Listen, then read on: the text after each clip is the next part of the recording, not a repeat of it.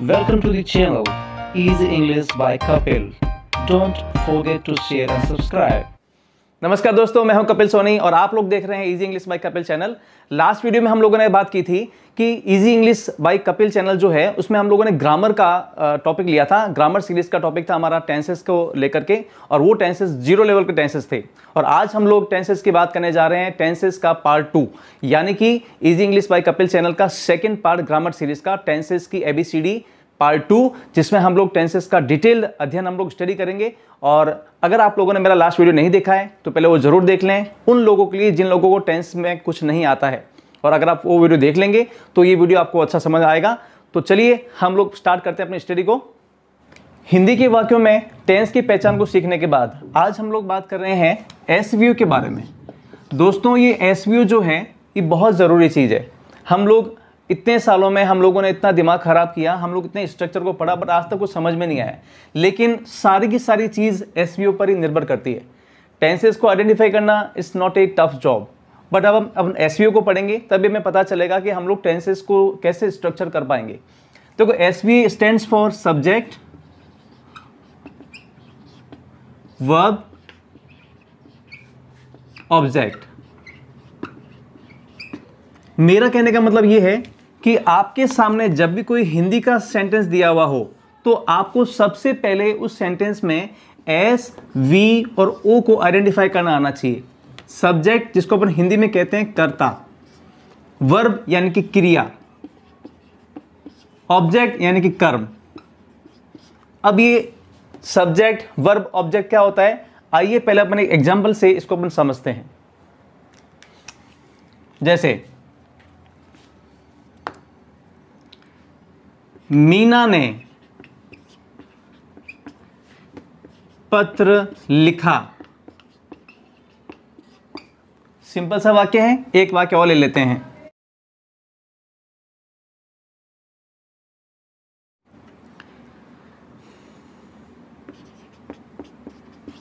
मोदी ने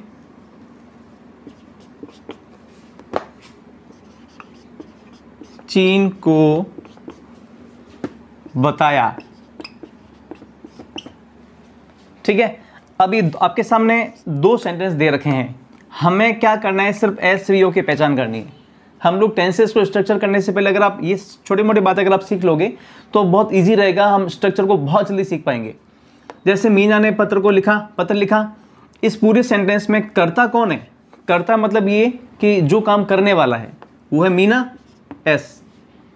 इसमें क्या काम किया जा रहा है, यानी क्रिया क्या हो रही है, राइट, लिखना।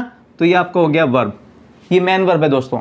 उसके बाद आता है इसमें मीना ने क्या लिखा, तो क्या पूछा गया है, ऑब्जेक्ट, यानी कि पत्र हो गया आपके ऑब्जेक्ट। पूरे के पूरे सेंटेंस में आप इसको कैसे पहचान करोगे? देखो, मैक्सिमम जितने भी सेंटेंस होते हैं उन सारे सेंटेंसेस में जो लास्ट के लेटर्स होते हैं उनके जस्ट पास में आपको क्रिया मिलेगी। आप कोई भी वाक्य उठा के देख लीजिएगा, या तो सबसे लास्ट में होगा या सेकंड लास्ट वर्ड जो होगा वो आपके वर्ब होगा। ठीक है, उस वर्ब को या वो जो क्रिया है किसके द्वारा संपादित हो रही है, कौन उस क्रिया को कर रहा है, वो होगा हमेशा सब्जेक्ट। अब जो कर्ता ने जो कार्य जो क्रिया की है उसका प्रभाव किस पे पड़ रहा है, उसको अपन कहते हैं ऑब्जेक्ट। अब इस पूरे सेंटेंस को हम समझेंगे तो मीना सब्जेक्ट हो गया, मीना काम कर रही है, क्या कर रही है, लिखने का काम कर रही है, लिखना इज ए वर्ब। ऑब्जेक्ट क्या लिख रही है, तो हो गया ये पत्र, ये हो गया इसका ऑब्जेक्ट। और आपको मैं और बता दूं कि हिंदी के जितने भी शब्द हैं, जिन शब्दों के पीछे अगर ना लिखा हुआ आ रहा है, ना अक्षर आ रहा है, इसका मतलब है वो सारे के सारे वर्ड कैसे हैं, वर्ब हैं, क्रिया हैं। आप देख सकते हैं जैसे लिख ना, लिखना, पढ़ना, खेलना, खाना, जाना, ना आ रहा है, दैट मीन्स क्या, वो सब क्रिया है। दूसरा वाक्य देख लो, मोदी ने चीन को बताया, तो मोदी ये हो गया अपना सब्जेक्ट। वर्ब आपको हमेशा वाक्य के लास्ट में मिलेगी, जैसे बताना को अपन टेल कहते हैं, तो ये आपका हो गया वर्ब। अब मोदी ने किसको बताया, चीन को बताया, तो ये हो गया ऑब्जेक्ट। आपको सब्जेक्ट, वर्ब और ऑब्जेक्ट की आपको पहचान आनी बहुत ज़्यादा ज़रूरी है। और अगर आपको ये पहचान आ गई तब आप सारे के सारे जो स्ट्रक्चर हम लोग आगे पढ़ने वाले हैं अभी, तो वो सारे स्ट्रक्चर SVO पर निर्भर करेंगे। क्योंकि सारे स्ट्रक्चर में SVO तो होता ही है दोस्तों। अगर आप SVO में गड़बड़ कर दोगे हिंदी सेंटेंस में पहचानने में, तो आप इसको इंग्लिश में आप इसको नहीं बना पाओगे। इसलिए मैं आपको बार बार कह रहा हूं कि आप लोगों को SVO को जो आइडेंटिफाई करना आपको आना चाहिए। SVO के जानने के बाद एक तो आपने जान लिया कि SVO क्या होता है, सब्जेक्ट वर्ब ऑब्जेक्ट। उसके बाद में आपको जानना है काइंड्स ऑफ सेंटेंस। ये टेंस नहीं है, ये सेंटेंस है, यानी कि वाक्यों के प्रकार। हम लोग अभी जो भी स्टडी कर रहे हैं उन सारी स्टडी को अपन 0 लेवल से ही कर रहे हैं। जिनको कुछ नहीं आता है उनके लिए ये जड़ी बूटी के रूप तौर पर साबित हो सकती है। अब काइंड्स ऑफ सेंटेंस कैसे? सबसे पहला वाक्य का प्रकार होता है वो होता है अफर्मेटिव। उसके बाद होता है नेगेटिव। उसके बाद होता है आपके इंटेरोगेटिव।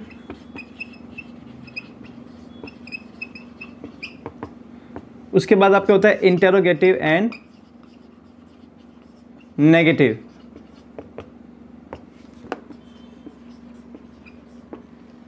अब देखो ये भी बहुत इजी है। आपके सामने हिंदी में चाहे कैसा भी वाक्य क्यों ना हो, वो वाक्य इनमें से कोई एक होगा ही होगा। अफर्मेटिव का मतलब है सकारात्मक सेंटेंस। उसके बाद नकारात्मक, फिर प्रश्नवाचक।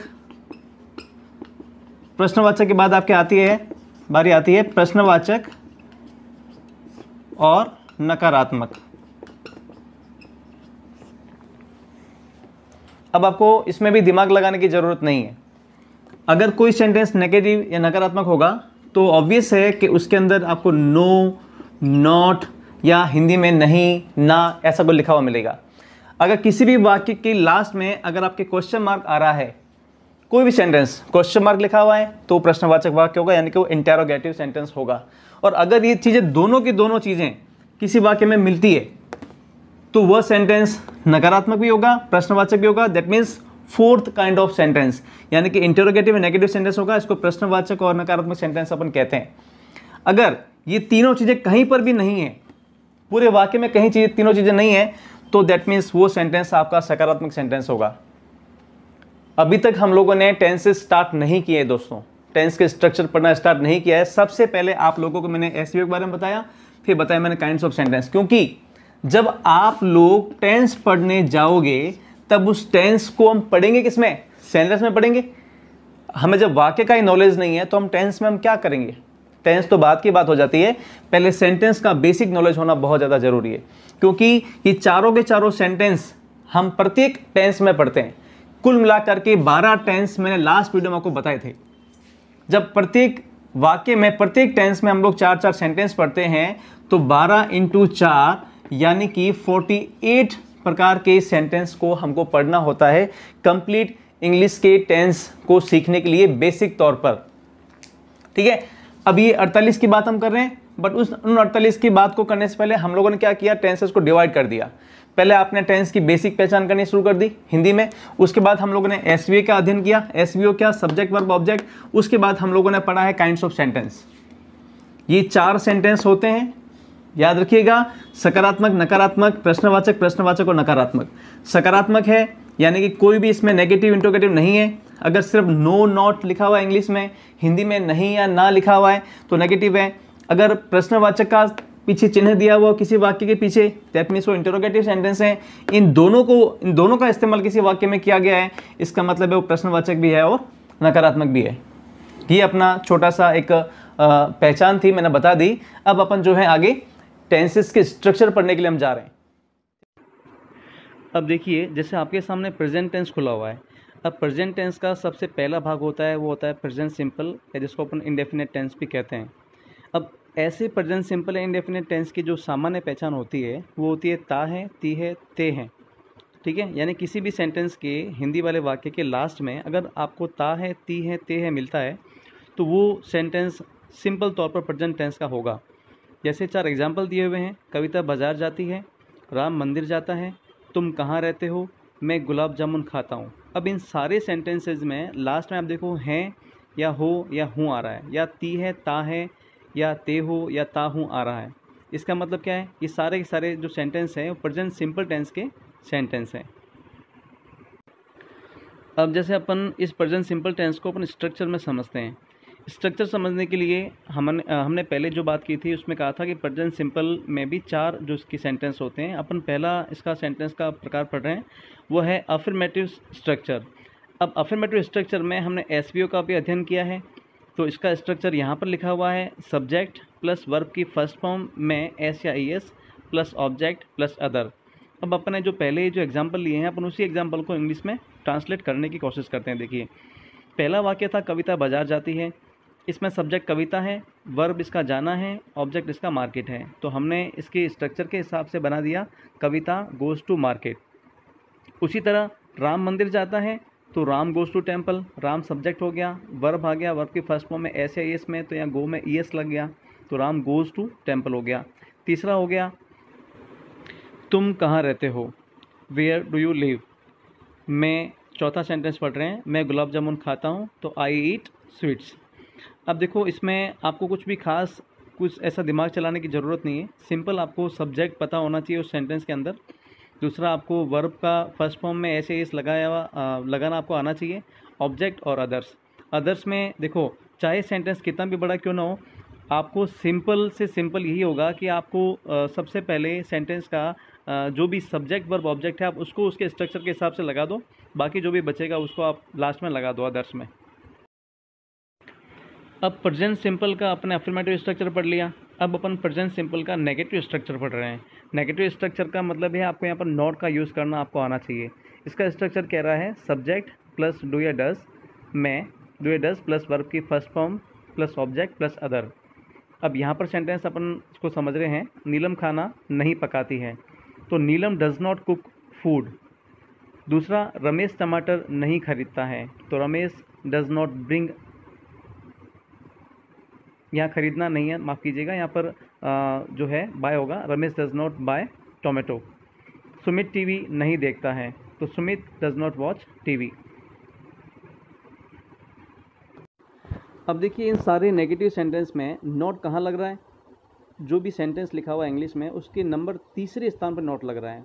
और इस नोट के साथ में हमेशा हेल्पिंग वर्ब का प्रयोग आपको हर जो है टेंस में करना पड़ेगा। तो ये नोट का बेसिक नेम ध्यान रखना।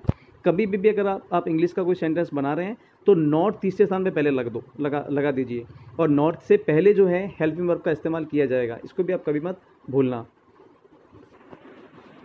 अब प्रेजेंट सिंपल का हम लोग पढ़ रहे हैं तीसरा जो इसका प्रकार है वाक्य का, वो पढ़ रहे हैं, और वो है इंटरोगेटिव स्ट्रक्चर। इंटरोगेटिव का मतलब ये हुआ कि प्रश्नवाचक सेंटेंस, यानी ऐसा कोई भी हिंदी वाला वाक्य जिसके लास्ट में आपको कोई क्वेश्चन मार्क मिलेगा। अब यहाँ पर इसका स्ट्रक्चर में आप ध्यान रखिएगा, सबसे पहले अपन हेल्पिंग वर्ब का यूज़ करते हैं, डू या डज, उसके बाद फिर सब्जेक्ट, फिर आपके first form plus object plus others, ये इसका स्ट्रक्चर रहता है। अब देखिए, जैसे यहाँ पर एग्जाम्पल्स लिखे हुए हैं, 3 एग्जाम्पल हैं। क्या आप जोधपुर रहते हैं? दूसरा एग्जाम्पल कह रहा है क्या आप रोज़ क्रिकेट खेलते हैं? तीसरा, क्या महेश यहाँ काम करता है? इन तीनों एग्जाम्पल्स जो प्रेजेंट सिंपल के एग्जाम्पल हैं, ये इंटरोगेटिव फॉर्म में है, क्योंकि सभी सेंटेंसेस के लास्ट में क्वेश्चन मार्क लिखा हुआ है।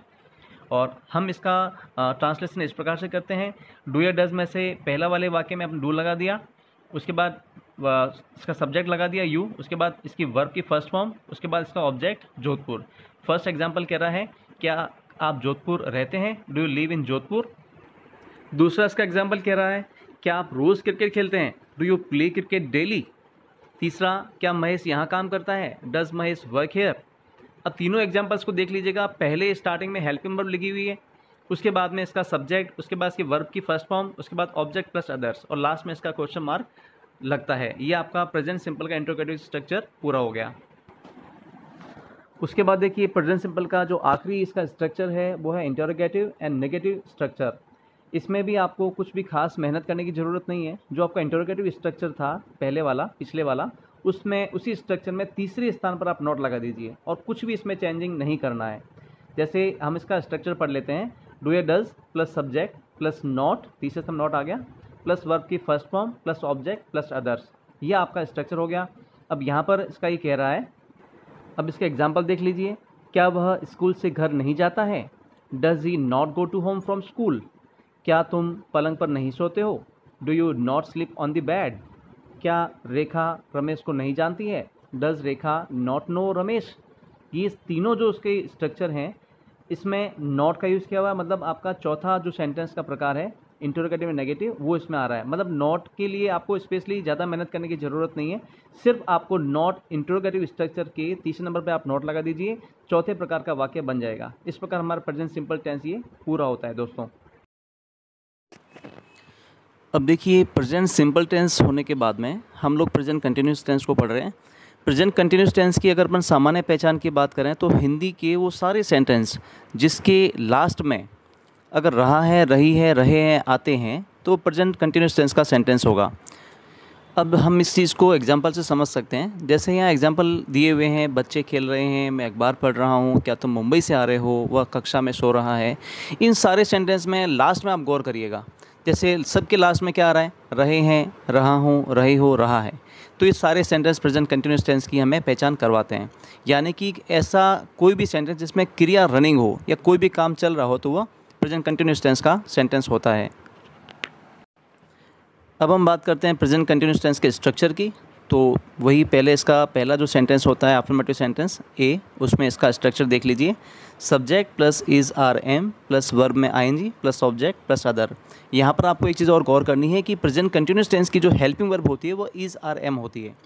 एग्जाम्पल से इसको और स्पष्ट कर लेते हैं अपन।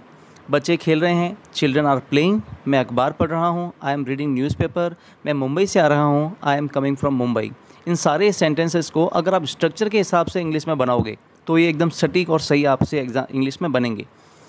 जैसे बच्चे खेल रहे हैं, उसमें पहला सब्जेक्ट इसका बच्चे हैं, चिल्ड्रन है, इसमें ऑब्जेक्ट नहीं है, और उसके बाद में बच्चों के साथ इज आर में से आर आएगा, उसके बाद वर्ब में आईएनजी, तो खेलने को प्ले बोलते हैं, प्ले में आईएनजी लगा दिया तो चिल्ड्रन आर प्लेइंग। इस प्रकार से बाकी सेंटेंस सारे बने हैं। अब प्रेजेंट कंटिन्यूस टेंस का अपन नेगेटिव स्ट्रक्चर की बात करते हैं। नेगेटिव स्ट्रक्चर में आपको कुछ भी खास नहीं करने की ज़रूरत होती है। जो अफर्मेटिव का स्ट्रक्चर होता है उसी स्ट्रक्चर में तीसरे स्थान पर आप नोट लगा दीजिए, वो अपने आप नेगेटिव स्ट्रक्चर में बदल जाएगा। जैसे यहाँ पर देख लो, subject plus is are am plus not लग गया तीसरे स्थान पर, प्लस वर्ब में ING plus object plus other. अब वही सेंटेंस को हमने नेगेटिव बना दिया है। बच्चे नहीं खेल रहे हैं तो हमने नॉट कहाँ लगाया वाक्य में, देखिए children are not playing, not तीसरे स्थान पर लगा हुआ है। दूसरा एग्जाम्पल देख लीजिए, मैं अखबार नहीं पढ़ रहा हूँ, I am not reading newspaper, मैं मुंबई से नहीं आ रहा हूँ, I am not coming from Mumbai. इन तीनों सेंटेंसेस में नॉट तीसरे स्थान पर ही आपको दिख रहा है, क्योंकि नॉट की एक कंडीशन ये है कि नॉट कभी भी अकेला नहीं आता और यह हमेशा हेल्पिंग वर्ब के साथ में और हेल्पिंग वर्ब के बाद में मिलता है आपको। अब हम आगे बढ़ते हैं। प्रेजेंट कंटिन्यूस टेंस का जो सेंटेंस है, तीसरा प्रकार का वाक्य सी, इंटरोगेटिव सेंटेंस को हम पढ़ रहे हैं।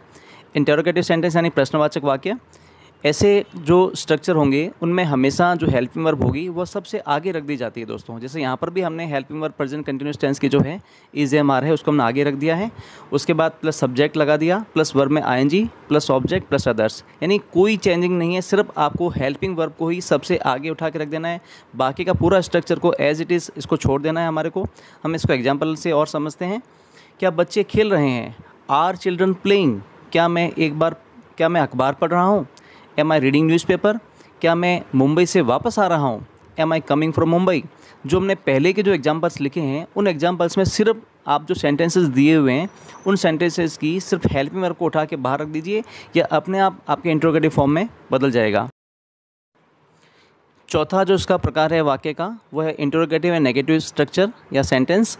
इसमें भी आपको कुछ भी खास करने की ज़रूरत नहीं है, नॉट को तीसरे स्थान पर लगा देना है। जो इसका प्रीवियस जो पहले वाला जो इसका स्ट्रक्चर था इंटरोगेटिव का, उसी में हमने क्या किया, नॉट लगा दिया तीसरे स्थान पर, और ये सेंटेंस जो बन गया इंटरोगेटिव एंड नेगेटिव स्ट्रक्चर या सेंटेंस के रूप में।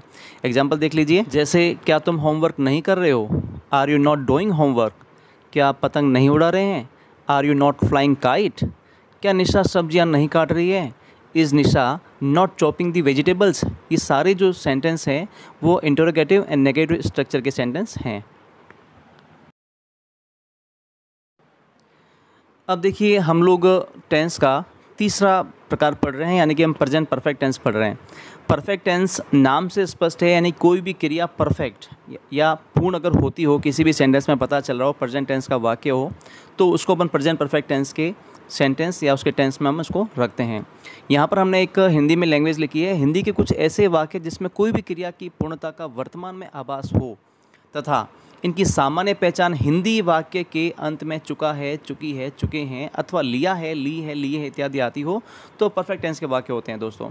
यहाँ एग्जाम्पल अपन इसको और एग्जाम्पल से समझ लेते हैं। मेरे भाई ने स्कूल की फ़ीस जमा करा दी है, करा दी है या ली है एक ही बात है।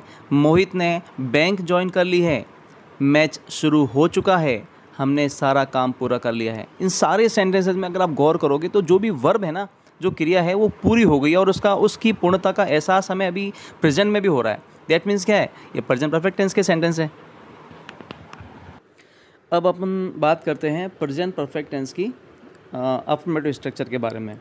अब अफर्मेटिव स्ट्रक्चर में आप देखो, यहाँ पर आपको हर एक स्ट्रक्चर में एक चीज़ को गौर करना है और गौर ये करना है कि उस टेंस की या उस स्ट्रक्चर में कौन सी हेल्पिंग वर्ब के बारे में पूछा गया है, कौन सी हेल्पिंग वर्ब हमारे को लर्न करनी है।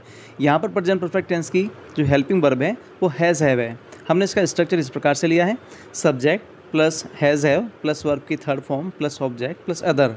अपन इसको एग्जाम्पल से और क्लियर कर देते हैं। मेरे भाई ने स्कूल की फ़ीस जमा करा दी है, my brother has deposited school fees. आप स्ट्रक्चर के हिसाब से देखो, जैसे मेरे भाई ने स्कूल की फ़ीस जमा करा दी है, my brother has deposited school fees. यहाँ पर आपको मेरा भाई सब्जेक्ट हो गया, हैज़ हैव में से हैज़ लगा, वर्ब को यहाँ पर जमा करना, डिपॉजिट करना कहते हैं, थर्ड फॉर्म इसका डिपॉजिटेड हो गया और ऑब्जेक्ट इसका स्कूल फीस हो गई। तो इस प्रकार से वाक्य पूरा बन गया, my brother has deposited school fees. Mohit ने बैंक ज्वाइन कर लिया है, तो Mohit has joined bank. Subject Mohit, has में से हैज़ आ गया, वर्ब की थर्ड फॉर्म जॉइंड और बैंक। मैच शुरू हो चुका है, द मैच हैज़ स्टार्टेड। यहाँ पर जो द होगा इसमें टी कैपिटल होगा दोस्तों, बाई मिस्टेक्स यहाँ ऐसा हो गया है। हमने सारा काम पूरा कर लिया है, we have completed all work. इस प्रकार से हम सारे जो सेंटेंस हम समझते हैं तो ये प्रेजेंट परफेक्ट टेंस के सेंटेंस होंगे। अब प्रेजेंट परफेक्ट टेंस का दूसरा वाला सेंटेंस यानी कि नेगेटिव स्ट्रक्चर। देखो, नेगेटिव स्ट्रक्चर जब भी आता है तब आपको कुछ भी खास एक्स्ट्रा लर्न करने की, याद रखने की ज़रूरत नहीं होती है। यहाँ पर हमने सिर्फ जो पहले का जो स्ट्रक्चर था उसमें हमने नॉट लगा दिए तीसरे स्थान पर, बस सारी चीज़ क्लियर हो गई। Subject plus has have plus not plus verb की third form plus object plus other. अब एग्जाम्पल वही क्यों एग्जाम्पल अपन दोहराते हैं। मेरे भाई ने स्कूल की फ़ीस जमा नहीं करवाई है, my brother has not deposited school fees. Match शुरू नहीं हुआ है, the match has not started. हमने काम ख़त्म नहीं किया है, we have not finish the work. यानी सारे वाक्य आप देखना, उसमें सब में नॉट का लग रहा है, तीसरे स्थान पर लग रहा है, यानी सब्जेक्ट उसके बाद सहायक क्रिया फिर नॉट की जगह फिक्स है दोस्तों, इसलिए ये इसका नेगेटिव स्ट्रक्चर हो गया। अब अपन आते हैं इसके इंटरोगेटिव वाक्य पर। प्रेजेंट परफेक्ट का इंटरोगेटिव सेंटेंस या स्ट्रक्चर कुछ भी नहीं करना है, जो आपका पहले का जो स्ट्रक्चर दिया हुआ है उसकी सहायक क्रिया को उठा करके सबसे आगे लगा दो और पूरा स्ट्रक्चर सेम टू सेम छोड़ दो, ये इसका इंटरोगेटिव स्ट्रक्चर अपने आप बन जाएगा। अब जैसे हम इसको थोड़ा एग्जांपल से समझ लेते हैं। क्या ट्रेन रवाना हो गई है, हैज़ द ट्रेन डिपार्टेड। रवाना होने को डिपार्ट करना बोलते हैं दोस्तों, डिपार्ट बोलते हैं इंग्लिश में। क्या रमेश ने सुरेश को उधार दिया है, हैज़ रमेश लैंडेड सुरेश। देखो, दो चीज़ होती है, उधार देना, उधार लेना। जब आप उधार ले रहे हो that means you are borrowing, BORROW, और जब आप उधार दे रहे हो तो उसको बोलते हैं land, LEND। Has Ramesh landed Suresh. तीसरा सेंटेंस, क्या तुमने खाना खा लिया है, हैव यू ईटन मील। खाने को अपन मील बोलते हैं। तो ये तीनों के तीनों जो सेंटेंस है वो प्रेजेंट परफेक्ट के स्ट्रक्चर के अकॉर्डिंग यहाँ पर हमने इसको लगा दिया है। अब प्रेजेंट परफेक्ट का चौथा प्रकार का जो वाक्य है वो है इंटरोगेटिव एंड नेगेटिव स्ट्रक्चर। यहाँ पर भी हमने कुछ भी खास नहीं किया है, जो पिछला जो स्ट्रक्चर था उसी स्ट्रक्चर में तीसरे स्थान पर हमने नॉट को लगा दिया है। पानी नहीं लाया है, has he not brought water. यहाँ डबल बाय मिसप्रिंट, यहाँ डबल ही जो है इनपुट हो गए हैं, इसको सिंगल ही समझना। क्या लक्ष्मण ने लाइन नहीं खींची है, खींचने को अपन ड्रॉ करना बोलते हैं। Has Lakshman not drawn the line. Second form इसकी ड्रू होती है, DREW, थर्ड फॉर्म ड्रॉन होती है। क्या तुमने उसकी नकल नहीं की है, तो have you not copied him. इस प्रकार से प्रेजेंट परफेक्ट टेंस के ये इंटरोगेटिव एंड नेगेटिव स्ट्रक्चर हो गए। अब हम प्रेजेंट परफेक्ट टेंस का सबसे चौथा और लास्ट हम टेंस पढ़ रहे हैं, जिसको अपन कहते हैं प्रेजेंट परफेक्ट कंटिन्यूस टेंस। अब ये जो चौथा प्रकार का जो टेंस है इसको भी समझना, ध्यान से सुनिएगा। जो चौथे प्रकार का प्रेजेंट परफेक्ट कंटिन्यूस टेंस है, यह टेंस प्रेजेंट टेंस का दूसरा और तीसरा मिल करके, यानी कि प्रेजेंट कंटिन्यूस और प्रेजेंट परफेक्ट को मिला करके चौथा जो है सेंटेंस बनाया हुआ है। जितने भी हिंदी वाले वाक्य होंगे उनके लास्ट में आप देखना हमेशा रहा रही रहे यानी कंटिन्यूस टेंस का उल्लेख होगा, क्योंकि कंटिन्यूस तो है ही, आपके सामने भी लिखा हुआ है। और परफेक्ट है तो परफेक्ट टेंस की हेल्पिंग वर्ब यानी कि हैज़ हैव का भी ऐसे टेंस में आपको इसका उल्लेख मिलेगा।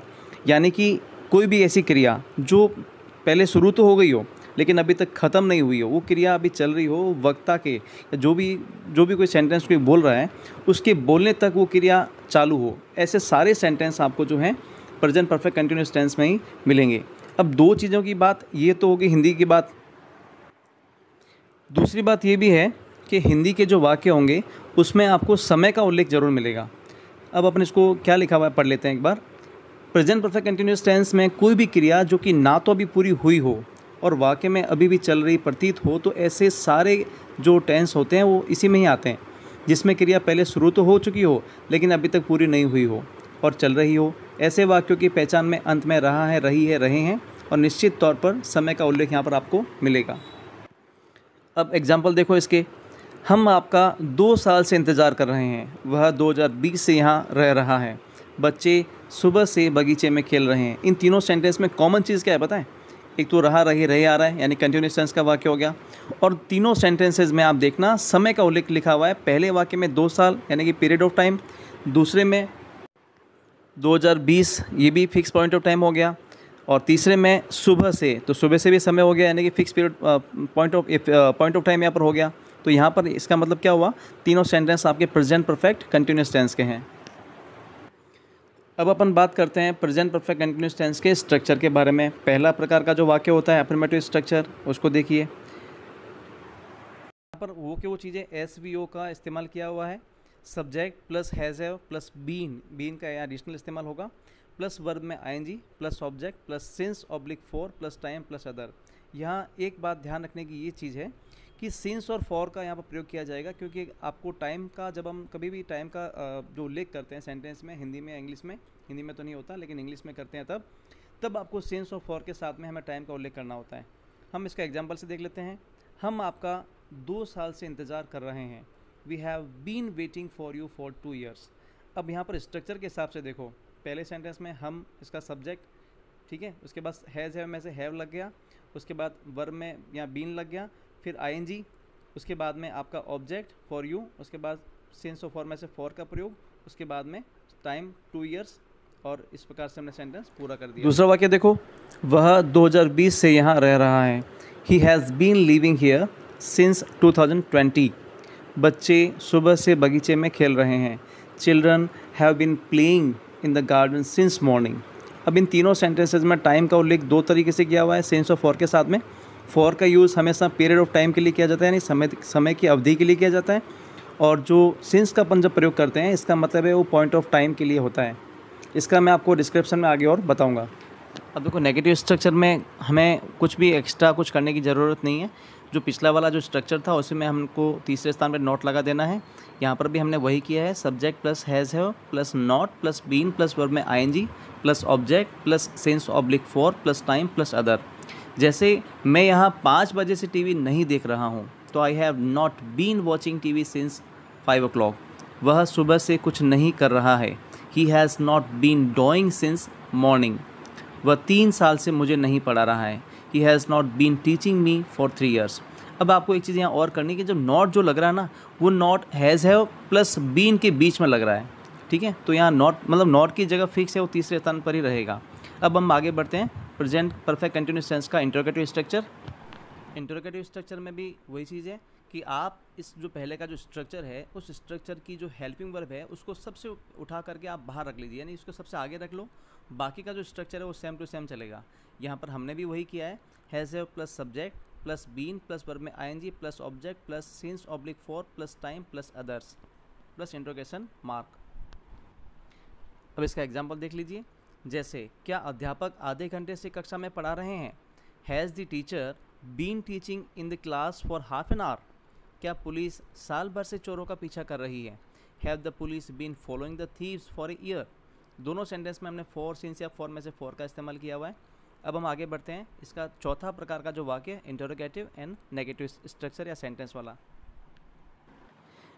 अब जो चौथा, ये सबसे प्रेजेंट परफेक्ट कंटिन्यूस टेंस का एक तो लास्ट चौथा टेंस भी है और चौथा इसका सेंटेंस का स्ट्रक्चर भी है। Subject plus not plus been plus verb में ING plus object plus since oblique for plus time plus other. क्या आप रात भर से गाड़ी नहीं चला रहे हैं? Have you not been driving car since night? क्या हुआ क्या वह कई सालों से पैसा नहीं कमा रहा है? यहाँ थोड़ा सा मिस्टेक है यहाँ पर सेंटेंस, हिंदी सेंटेंस में क्या हुआ की जगह क्या वह पढ़ें। Has he not been earning money for many years? देखिए नोट हमने लिखा है सिंस का प्रयोग हमेशा निश्चित समय अवधि के लिए किया जाता है, यानी कोई भी समय का निश्चित पॉइंट हो वो, और फॉर का प्रयोग हमेशा समय की अवधि बताने के लिए किया जाता है। सिंस का मतलब जैसे सुबह घड़ी का टाइम बताना हो या महीना बताना हो, डे कोई दिन बताना हो, कोई साल बताना हो, तो सिंस का अपन प्रयोग करते हैं। और फॉर का प्रयोग सिर्फ जो पीरियड ऑफ टाइम के लिए अपन हमेशा करते हैं, मतलब कोई समय का निश्चित जो पॉइंट नहीं होकर के वह अवधि जो होगी उसमें अपन फॉर का प्रयोग करते हैं दोस्तों।